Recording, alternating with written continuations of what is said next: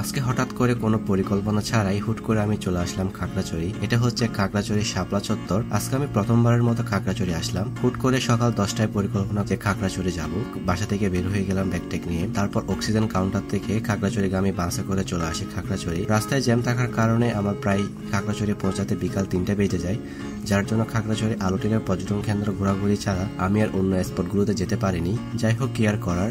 এটা হচ্ছে খাগড়াছড়ি শাপলা চত্বর। এটা হচ্ছে সাজেক যাওয়ার জন্য সাফারি জিপ কাউন্টার।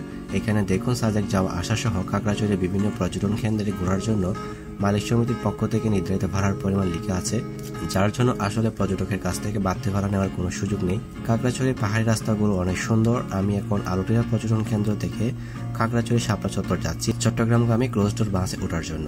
যাওয়ার পথে সিএনজি থেকে উপভোগ করছি খাগড়াছড়ি পাহাড়ি রাস্তার অপার্থিব সৌন্দর্য।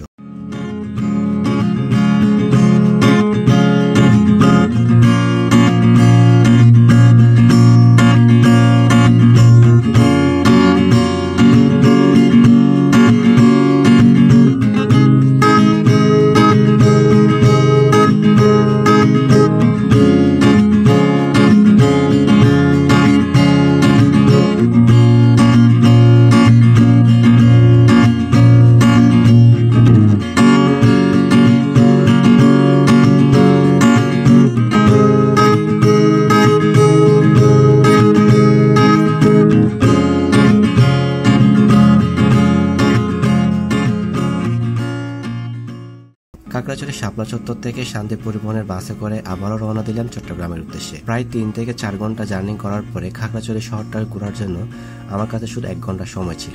যাই হোক, খাগড়াছড়ি শহরটা আমার কাছে অনেক ভালো লেগেছে। চারদিকে অনেক পরিষ্কার পরিচ্ছন্ন আর পাহাড়ি সৌন্দর্য। খাগড়াছড়ি আলুটিলা পর্যটন কেন্দ্র নিয়ে বিস্তারিত একটা ভিডিও খুব শীঘ্রই আপলোড করা হবে। এটা ছোট একটা ভিডিও। আমি হঠাৎ খাগড়াছড়ি কোনো প্ল্যান ছাড়া চলে আসি, যার জন্য সবগুলো স্পট ঘুরে দেখতে পারিনি। খুব শীঘ্রই খাগড়াছড়ি আবার আসবো, তখন সব স্পটগুলো ঘুরে দেখবো এবং আপনারা কিভাবে আসবেন সেই বিষয়টিও শেয়ার করব।